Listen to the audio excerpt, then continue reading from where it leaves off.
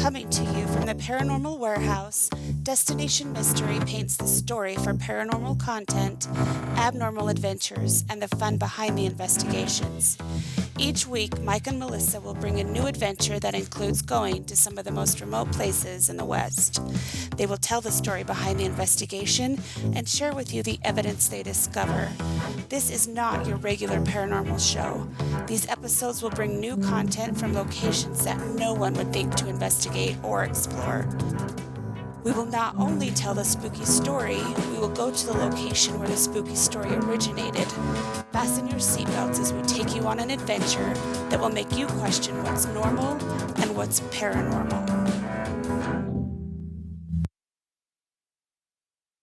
Hello, paranormal peeps and weird wanderers. Welcome to our fourth ever live Facebook show on the Paranormal Warehouse. My name is Melissa with Ghost Girl Memoirs. And I'm Mike with Paranormal Treasure Hunter. And you're watching Destination Mystery, where the mystery is the destination. Let's give a shout out to a few people who've joined us. We've got Taylin, Mary, Cheryl, Cindy from Phoenix, Arizona. Bet it's hot there. Yeah, it's hot here. Papa Lynn, hello from the Democratic Republic of Congo. Wow, that's awesome. It's hot there too. Thanks for joining us tonight. And Cheryl, I have you on third, but I don't know. I don't know how this works. I'm just pretending like I know what I'm doing. So we, like we said, we're Destination Mystery. If you're joining us for the first time, we do a weekly show on the Paranormal Warehouse Wednesday nights at 10:30 Eastern Standard Time. Oh, we've also got Elizabeth from Africa joining us and Cheryl from Morgantown. I have a friend in Morgantown. Hi, Cheryl. We do a weekly Facebook Live, and we also just got our podcast accepted into a few networks this week. Going live is so much fun. Come on in, it's fine.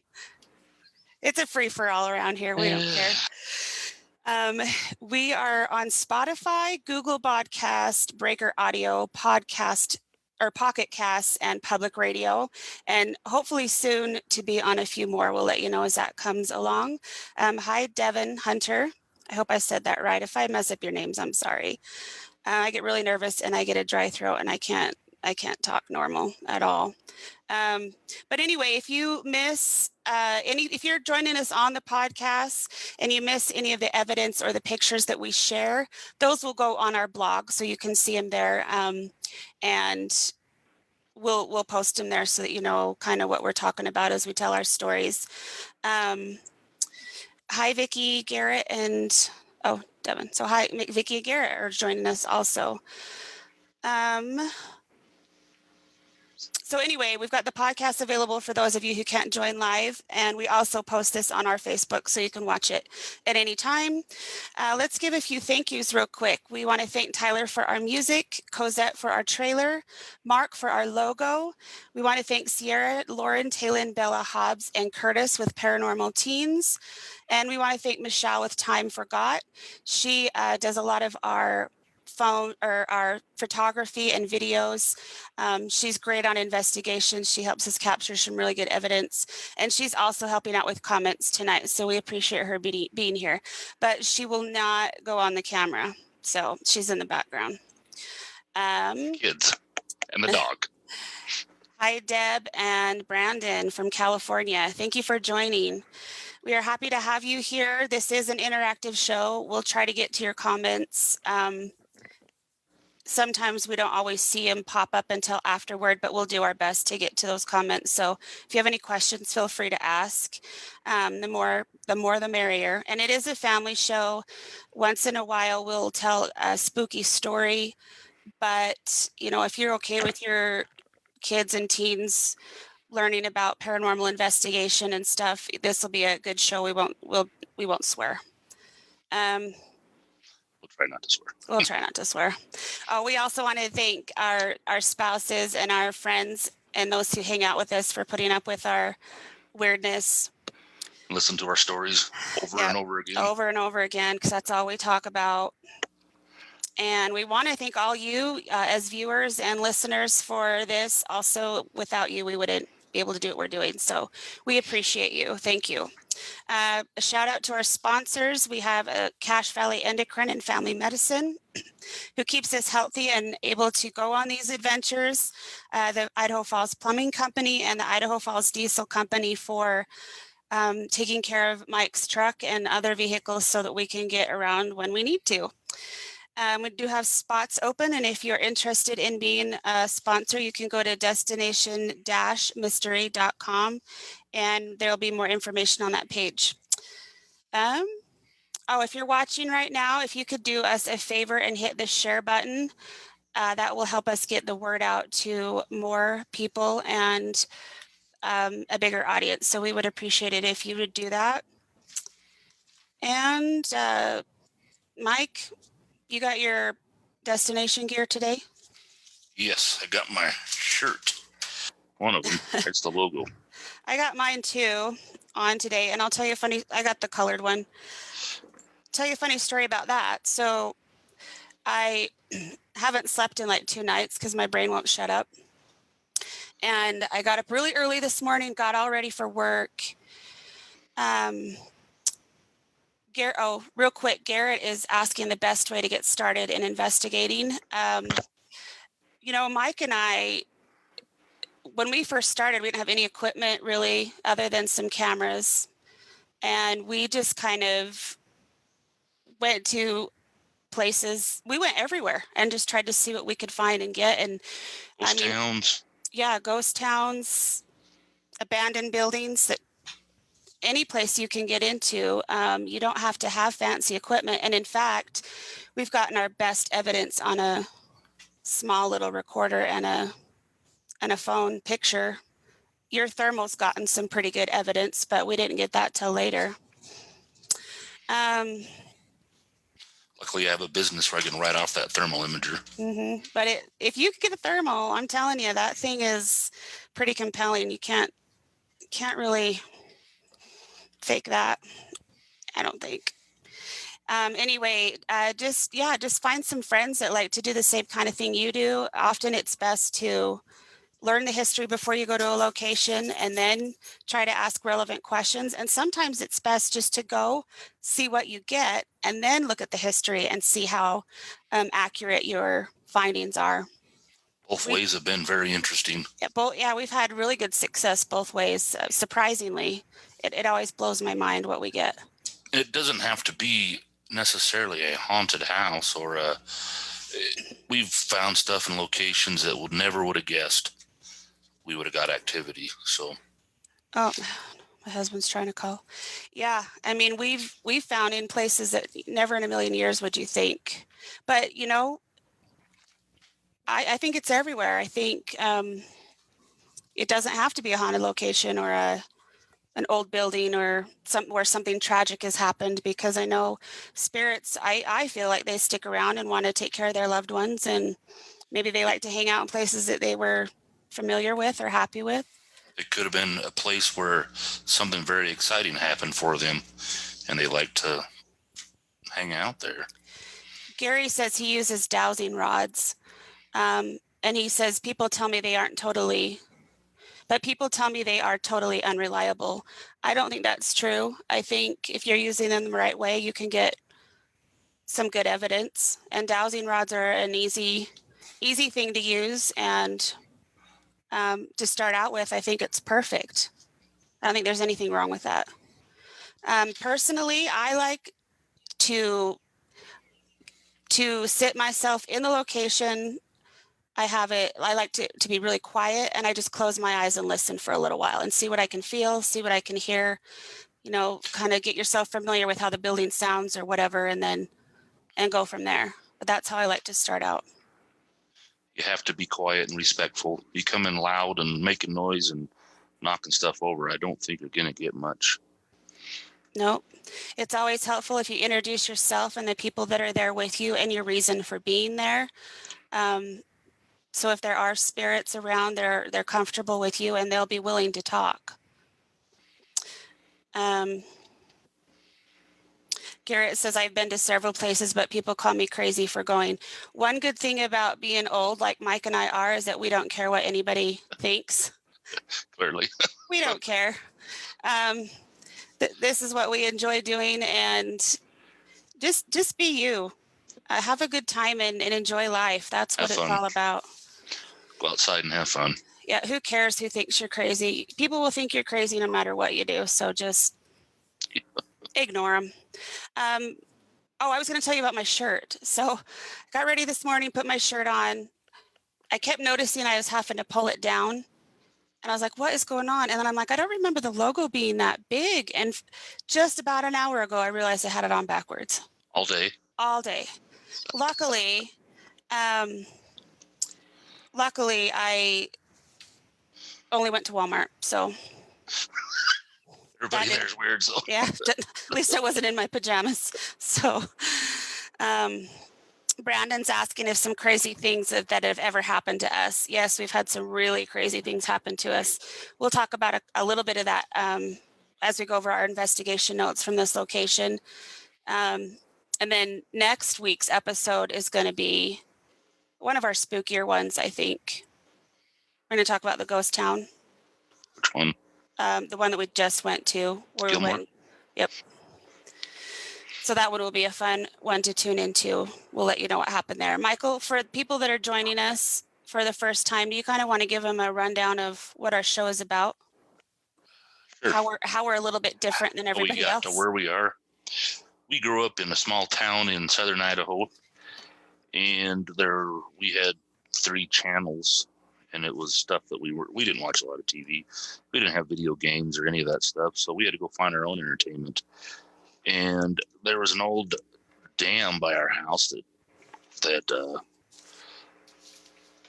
ruptured and flooded our community, but the structure is still there, and we spent a lot of time hanging out there just because I personally like old buildings. I love to explore old buildings, and there's a bunch up the road from our house, old cabins, old barns and stuff that nobody lives in or near, so we spent a lot of time looking in those, and that's one of my favorite hobbies. In fact, my job allows me to explore old buildings because I take care of apartments and old apartment buildings especially, and I get to go through my favorite parts, going down in the basement where the boiler rooms are and the tunnels and all that. So we spent a great deal of time finding these locations and going through them. They're weird adventures, but I love it. And part of our episode tonight is just talking about, urban exploration, which to me, part of the fun of being paranormal investigators is finding these old places and these old buildings and exploring them. I love, love, love exploring old places. And the older and creepier, the better. Yeah, I'm just fascinated by them. And then you learn the history about them.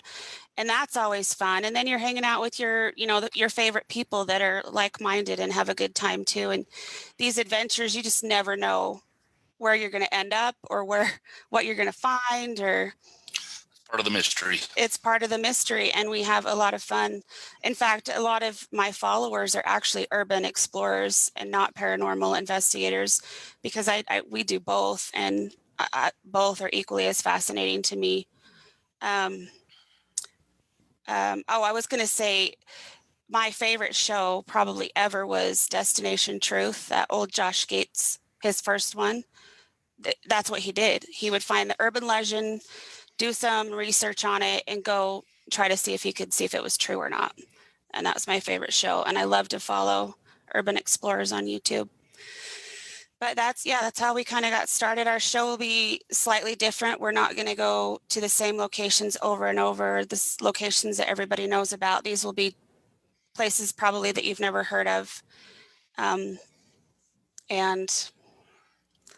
we've gone and looked up stories that we thought interesting, but after looking them up and reading them, we actually found the location, like our one from the Joseph Lovelace in the cave. So we enjoy not only reading about it, but finding the location and poking around, seeing what we can find. Yep. We have a good time. And Michael's a whiz at Google Maps because a lot of these places you won't find if you try to type in the address or try to look up the location, you won't find them anywhere. So Michael has to do a lot of searching on Google Maps, and he's really good at that. Love wandering around trying to find them. I do too. Wanderers, my favorite thing. So this location that we're going to talk about today, is an old factory, and factories are probably one of my favorite things to go investigate. I don't know if it's just because of the size or, I mean, they're huge. I love just looking around, and Factories are awesome. they are awesome. We've gone to like 3 big ones that are close to where we live, and they've all been pretty cool. We live out west. Michael lives in Idaho, and I live in Utah. Gary's asking. There are old abandoned graveyard. There are old abandoned graveyards. We've come across a few. Those are pretty cool. So anyway, the factory that we're going to talk about today is in Cache Valley, Utah. If you don't know where that is, that's just in the northern part of Utah. Logan is the largest city or town in Cache Valley, and they are known for their cheese and their dairy products. We love cheese. In fact, if any of these cheese factories would like to sponsor us, we would be grateful because we take squeaky cheese on all of our locations. Love squeaky cheese. Anyway, they had one of the largest dairy industries in the United States back in the early 1900s. There were factories in Logan, Hiram, Wellsville, Millville, Hyde Park, Amalga, and Richmond. And we're going to talk about the factory that was in Logan. This was the Borden's Milk Factory. It was built in 3 different phases. The first part of the building was built in 1903.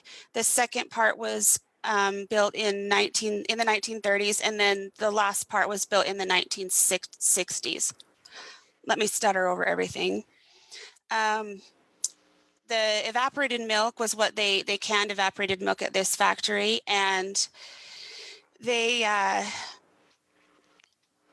it became a really huge operation. Lorenzo Hansen actually started the dairy farm, and he was the first farmer in the area to buy milk from all of the dairy farmers and sell it in the creamery trade. And so it opened up a huge opportunity for all of the dairy farmers to be able to make some money off of their dairy cows.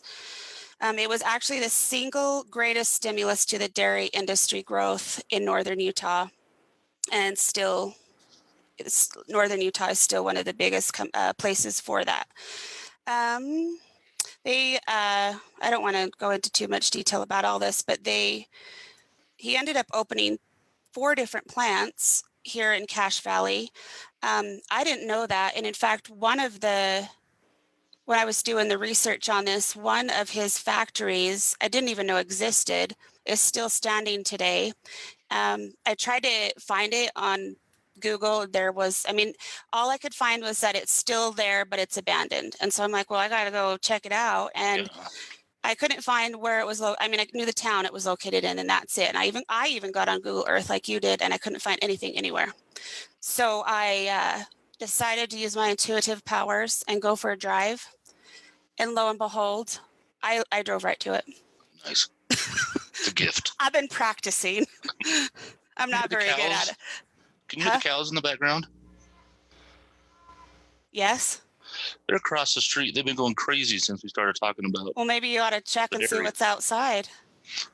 You got a UFO or something out there? Oh, they're going crazy. Hopefully none of them are mutilated while we're talking. Yeah, that's a whole nother episode. But. Mm-hmm. In fact, I forgot to tell you, but I asked a special guest if he would join us on that one. I'm hoping he says yes.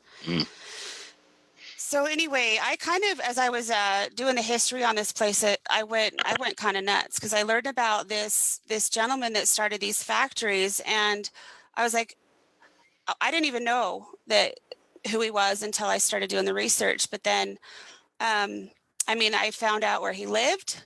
And I was like, oh, I know right where that house is. So I drove over there and took a picture. I know exactly where that is. where he's buried. We've actually investigated the cemetery up there where he's buried. Just all sorts of really fun stuff that is like a part of the journey, part of the fun of doing this. But I was going to show you a picture of the factory from a Google Earth standpoint.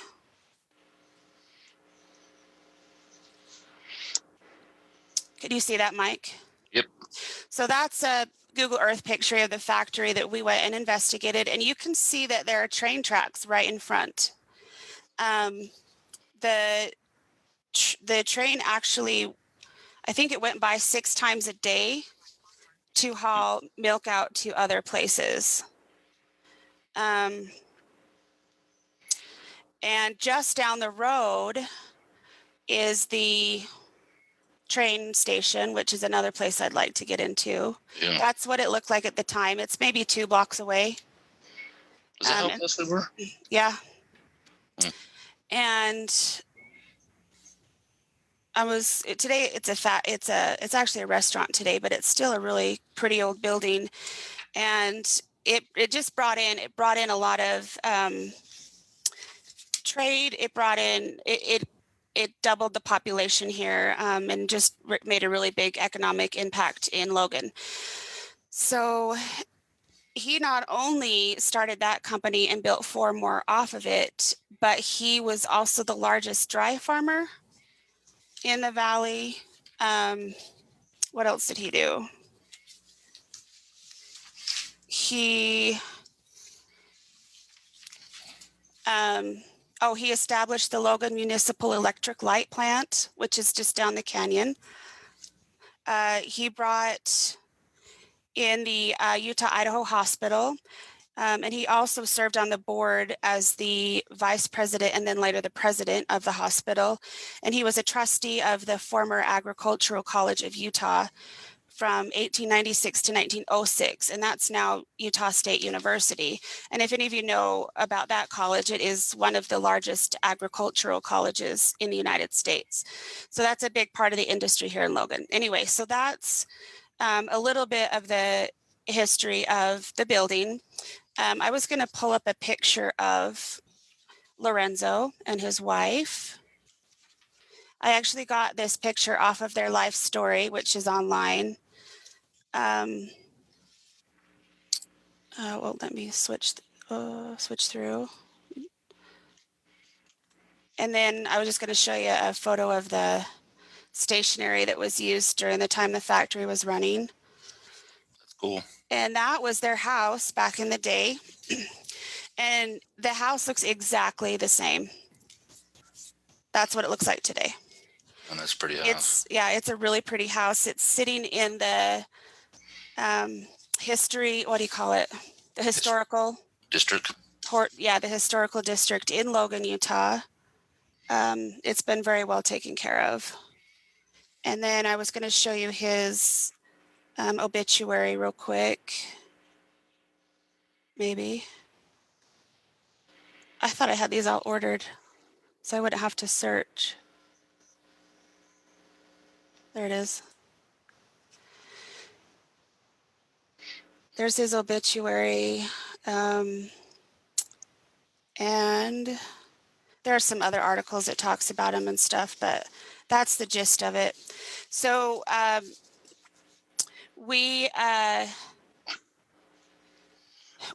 mean, I never would have thought to do a location or an investigation here, but no, real quick before you go into that, when we were asking around about it, somebody mentioned that plant used to, if you're a Back to the Future fan, they made DeLoreans there or had parts or put them together there. And we tried to find out more information about it. But to the best of our knowledge, I don't want to mislead anything, but they did some DeLoreans right there. Is that not what they said? That's what I've heard from people in the valley, yes. And I do know that they made parts for the DeLorean here or in Logan, but I don't know for sure if that was the factory. I couldn't find that. People said that they thought it was, but we couldn't find any definitive proof. They also made snowcats and snowmobile and a few things like that. So But these people who told us that information had been residents of Cache Valley their whole lives. So one of them lived across the street, didn't they? yeah. In fact, I was going to say, we're like, well, why would we do a paranormal investigation here? Because we don't know of any deaths that happened. We don't know of any tragic events that happened. But we were told by some of the local Cache Valley residents that as teenagers, they would have to walk past the factory to go to school. It's actually right next to Logan High School, and they were always scared of it. It was like the local haunted spot, and weird things would happen there, and teenagers would go there to, get into trouble like we did, stuff like that. And my husband, cool to see. Yeah, my husband he was talking to the developer of the location. They were turning it into apartments, and he said that they've been hearing strange noises. Am I blipping out again? I just froze. Good. They were hearing strange noises. They were hearing people talking. Their tools would get moved the next morning when they tried to go back in. They would hear doors slam.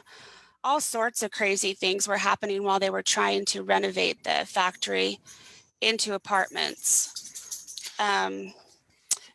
So anyway, he was talking to Chris, or my husband, about that, and my husband was like, oh, well, you got to let my wife come in and investigate with her team, because she could probably get some answers for you. And so he said we could go in. You want to talk about that a little? I was pretty excited to go into that because A, it's a really old building, and B, I take care of apartments, get them ready to rent and sell. So I was pretty excited to see that. It was in various stages of development. Some apartments were completely done. Some were not even close, but they put in new era, new age stuff with the old brick walls. They were pretty cool. Yeah, they've done a good job. I was pretty excited to see that. Yeah. Go ahead.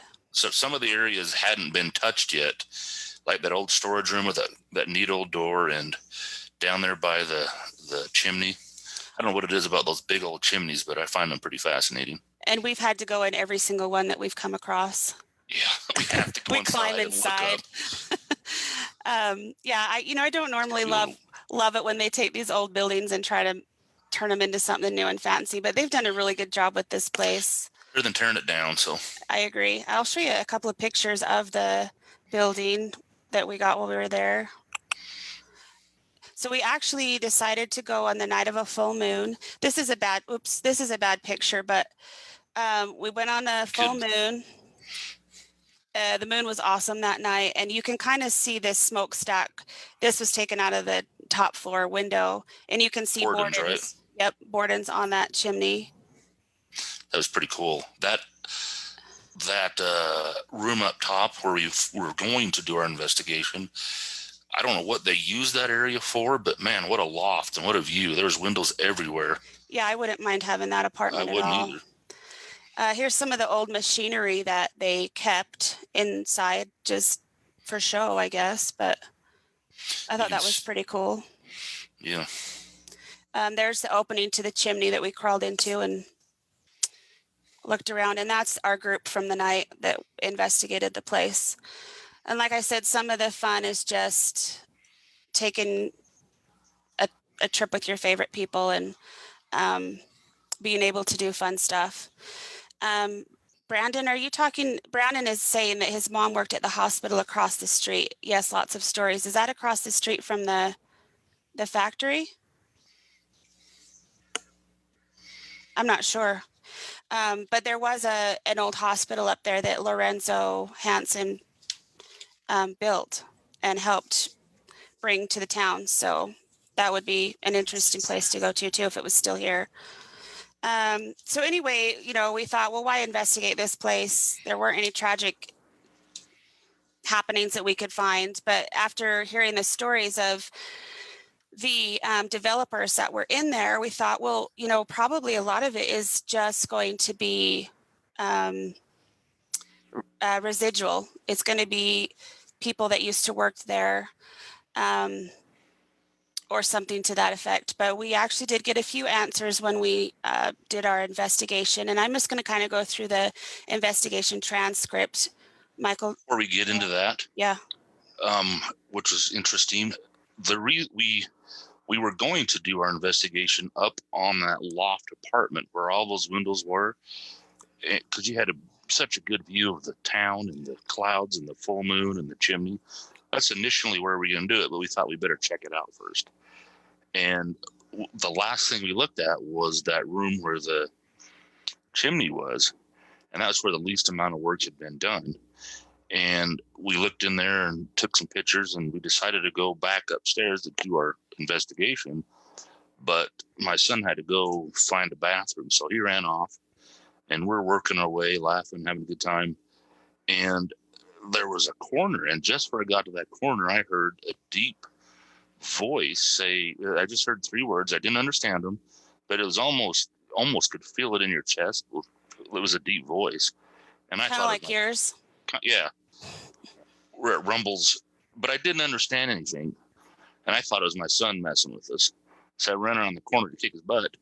And then I heard 2 more words around the corner again, another corner. And so it didn't sound like him. And as soon as I ran around that corner again, he came from clear across.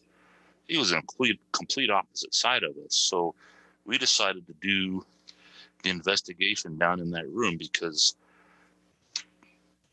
you could feel like there was somebody standing there just on the other side of the wall. So that's why we decided to do it right there. And before that, we didn't have anything happen to us, except my wife doesn't sit still very long. So she wandered off to look at the rest of the apartments because she loves to visualize where to put the couch and where to put the furniture. And she loves looking at the old architecture and stuff. But she heard somebody knock 4 times. And then she thought it was us. So she came back and found us, but it wasn't us. And generally when HVAC is going, you get some knocks and bangs, but this hadn't been turned on yet. So do you remember the knocking that Yeah. Were you over that? Yeah. So she came back to the group and she was like, "Were you guys knocking?" We said, "No." She said, "Well, I heard 4 knocks in the room next door." It was actually the next door apartment. And so I was like, "Okay, well, let's see what we can get." And we started asking questions. I thought I had those knocks on here. We started asking questions because I wanted to tell you what the questions were. I just said, if you're a spirit here that's trying to communicate with us, we'd love to ask you some questions. And we would like, if you're here, knock twice for yes and once for no. And we got 2 knocks, and it sounded immediately. And it was just like someone was knocking on the wall, in the room with us. Yeah. And so I was like, "Oh, okay, cool." So, where did I can't remember the exact questions that I asked. I said, I asked like 3 or 4 questions, and we got yeses to all of them, except the last question I asked was, "Are you happy with what they're doing with the building? Are you happy that there's a new structure being built here?" And we got a 1 knock, and it was no. So that kind of told me that the activity that the developers were, having was probably due to just an unease of maybe the spirits that had been there and were not comfortable with some of the changes that were happening. I don't know. But we continued to ask questions for a while, and we didn't get any responses after that one.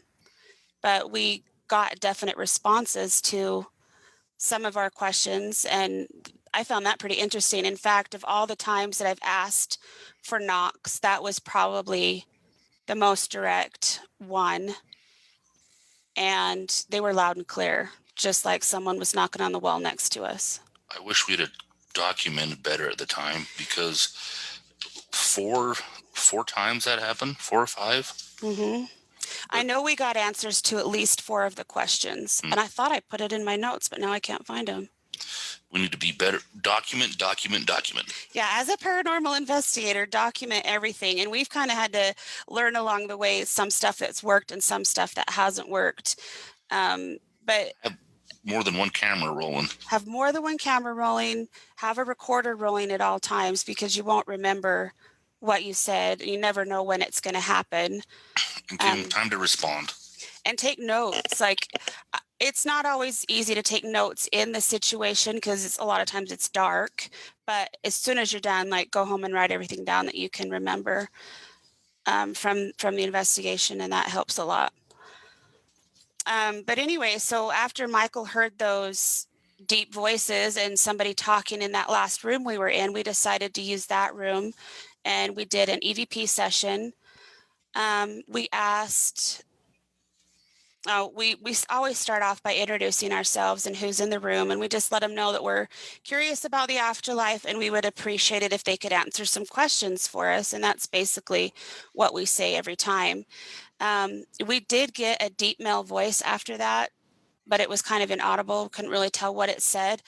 But it was the same voice that Mike had heard when you were walking by. It was a deep male voice, yeah. That's the first time we'd heard a deep voice, if I remember. And it'd be interesting to know what Lorenzo's voice was like. I don't know. It didn't sound like an old man, though. It sounded more like a 20, 30-year-old. You know, and all of his children actually worked there too. So who knows? It could have been any of them, but I would assume that if somebody was sticking around that building, they had a fond memory of the place, I'm assuming, or enjoyed being there for some reason. But we then asked, can you say hello? And we did hear what sounded like a hey. And we asked, and then after that, we heard something that sounded like, who's that? But they weren't very, Was there a question asked for that? I just said, can you say hello? And we heard a hey, and then a who's that? Oh, like who's that as in us. Mm-hmm. And then after a while of not getting very many responses, we decided to turn on my spirit box that I had just gotten for Christmas. My husband was awesome and got me some really cool things for Christmas this year. And one of them was a spirit box. And I'd only had it about a month, because we did this investigation in January, I think. Not even a month. I didn't even have it a month. So this was one of the first times we used it. But we turned it on. We got, who's here with us? Can you tell us your name? We heard what we thought was Ed. When I went back and reviewed it, I thought maybe it said dead. But we thought we heard the name Ed on several different questions. We did ask, did you put cars together when you worked here? And we got a no on the spirit box from that. So that tells us that they probably didn't work for DeLorean. We did get an answer. We asked, what are you doing here? And it sounded like my job. Ed, if this is you, can you say yes? And we got a no. So maybe his name wasn't Ed, or maybe somebody else was there. We asked how many spirits were in the room with us, and we got what sounded like a 5. We asked if it was Ed, were you the one knocking earlier? And we got a no. And then we got this really weird, I don't know if it was an EVP or if it's from the spirit box, because we had both recorders going, because we didn't hear it at the time. But if you know how a spirit box works, it's flipping through channels like really fast. Frequencies. Frequencies. So if you get even a full word, it's pretty rare. But to get a full sentence when it's flipping through channels like that is even rarer. And we got a full sentence. But I want to show you what the wave looked like when I started tearing everything apart, because it didn't have, it wasn't like a voice wave. And so that makes me think that it wasn't actually captured on the spirit box, but it was captured on the recorder instead.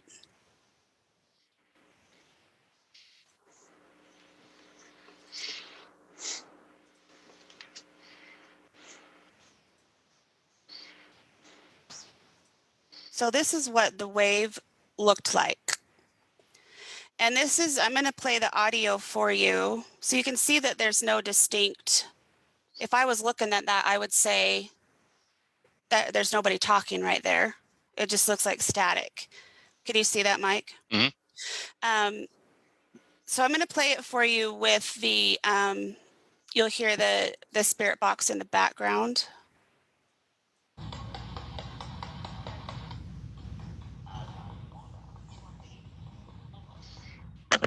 Could you hear that? It did. It wasn't very loud, but So now I'll play the one that I kind of cleaned up, and I magnified the sound waves from where I could hear the words, so I could hear it a little bit better to see what it said. So that's what it looks like after I cleaned it up. I'll play it for you again. get the volume up. It's all the way up.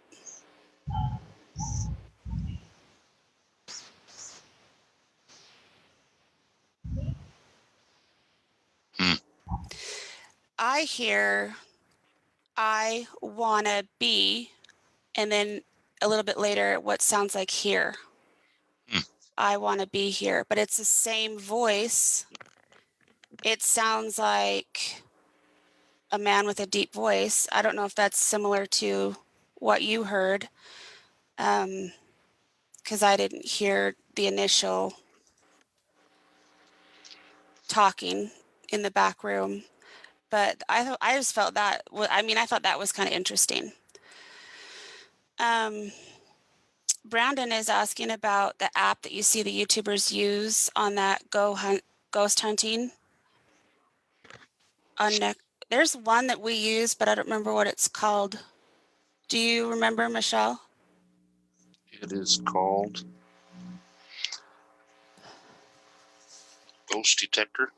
Ghost detector. It's kind of It's like the white handprint. Ovulus.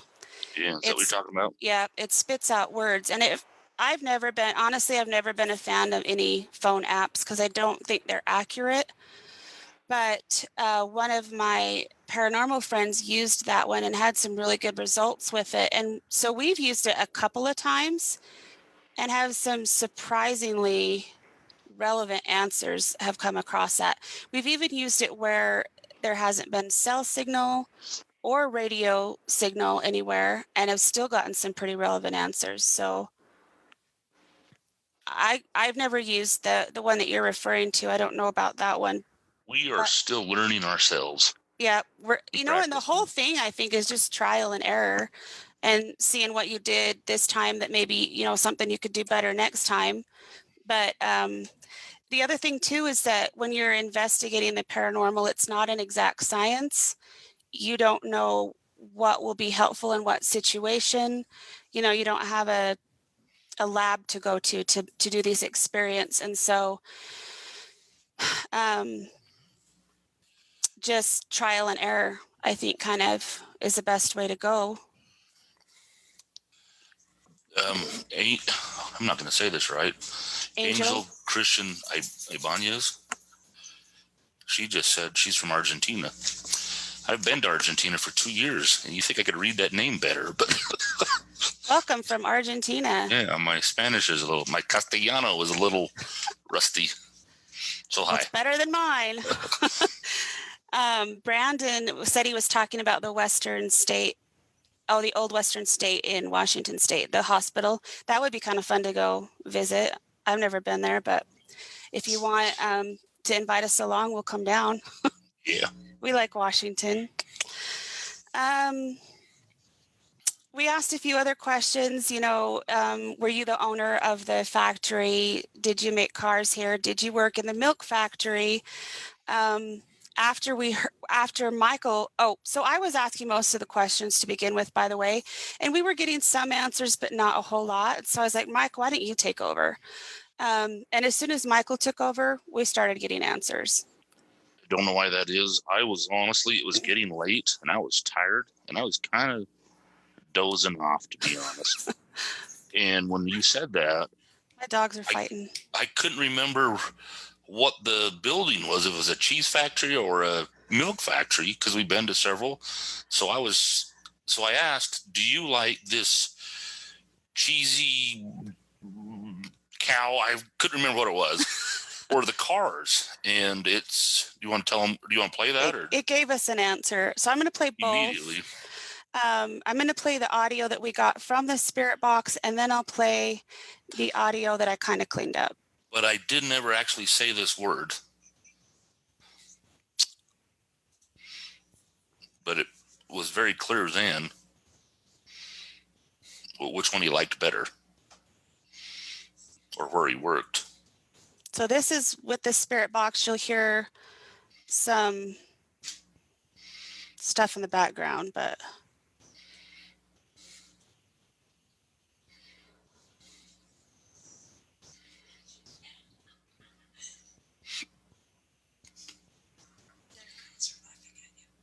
so you actually hear it twice. You hear dairy, and then I said dairy because I got really excited, and then you hear dairy again.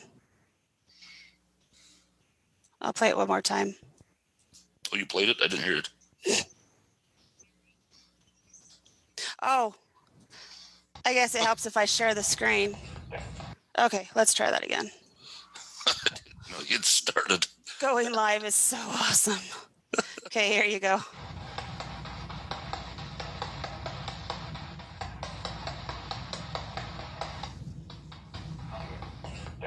Dairy.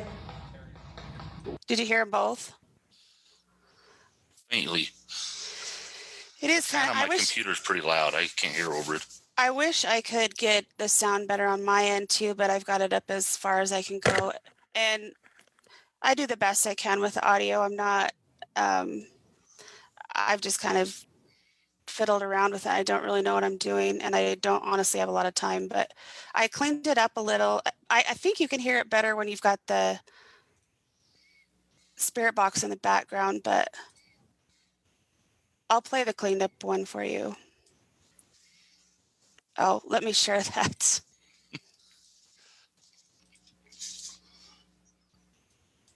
Tell us where you work.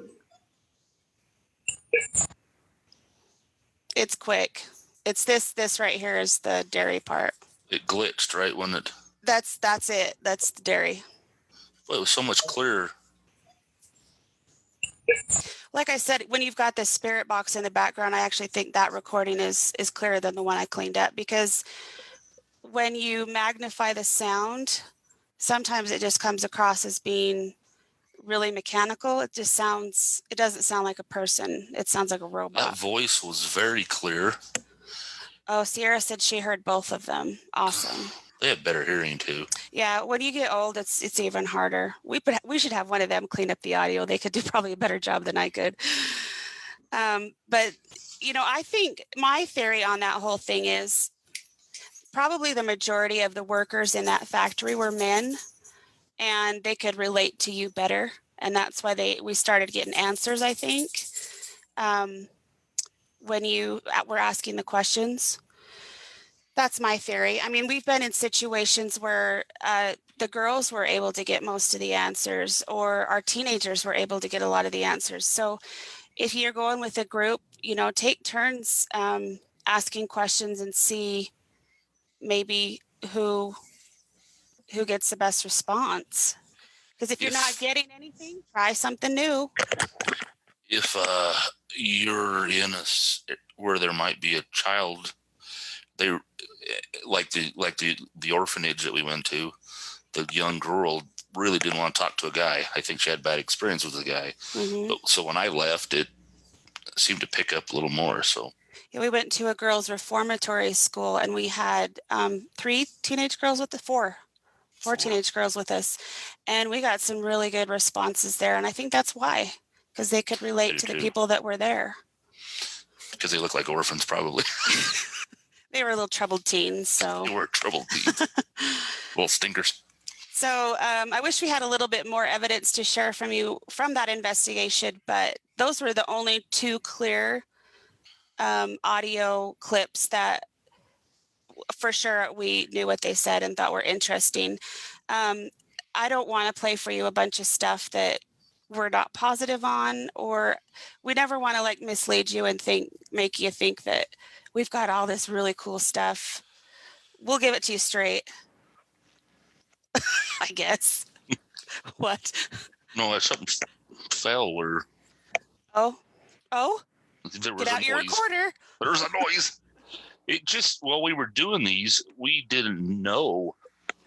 These are some of our first ones. We didn't know to record everything or to have multiple recorders going. That was actually our second investigation. I truly did not even think anything was going to happen. So I was just sitting down with my back against the wall, and it was kind of late. So I really didn't think we were going to get anything, but I remember hearing multiple yes or no's or some date or numbers and just quick one-word answers to our questions. This little box that we use goes through a bunch of frequencies. I don't understand it at all. I don't know how a box could pick it up, but there's a pause between each frequency, and that short pause between scanning frequency is when we got the words or and the interesting thing was it'd be a young voice or an old voice or a female or a male, and it always seemed to pertain to where we were at and what we were doing. Like the older man at the factory. That's the first time. And we would get this, the same voice would come through multiple times and answer relevant questions. And it was the same voice that I heard or felt or whatever you want to call it. I didn't ever understand what it said, but boy, it was distinct. I thought my son was hiding around the corner and I was going to kick his butt. And, I thought, like I said, I thought a lot of the stuff we would capture there would be residual energy. But when we got that answer, oh, maybe it's not. Maybe they're actually trying to communicate with us. So anyway, that was the second time we've ever pulled out that spirit box and used it. So we're going to do better, and we're going to share what we've learned, what works and what doesn't work as we go along. This is not a science. I know sometimes watching those other shows, there's no rhyme or reason for most of this stuff. I think there is not even such thing as an expert in the paranormal field. There are people who have been doing it a lot longer and have a lot more,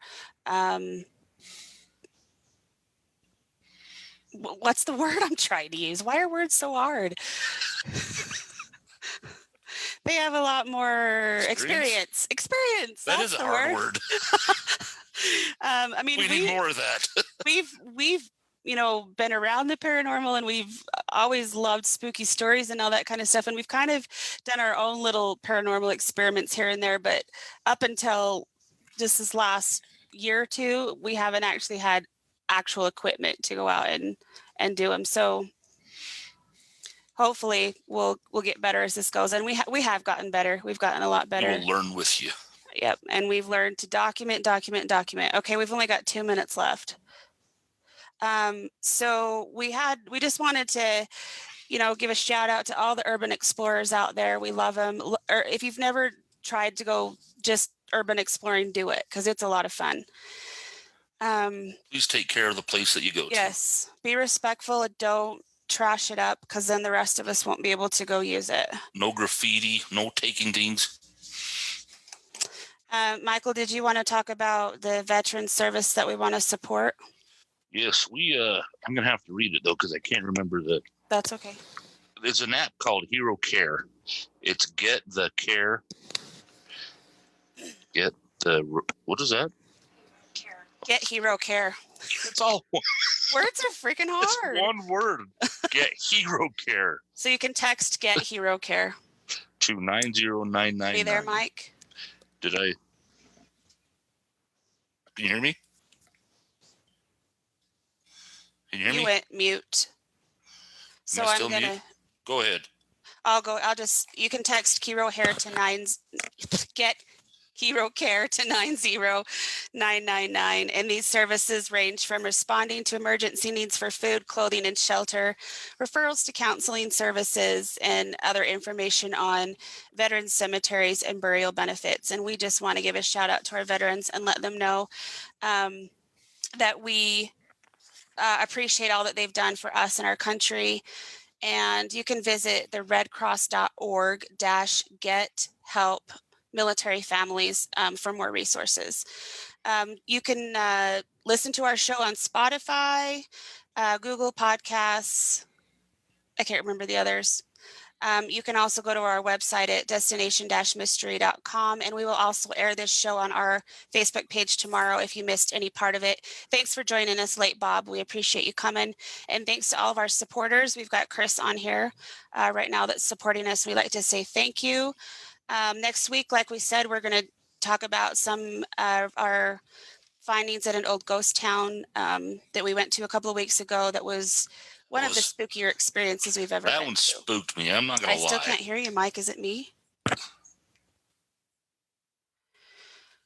Anyway, we will give you a pretty cool, hear me? Barely, some cool stories. And anyway, till next time, squatch on and stay weird.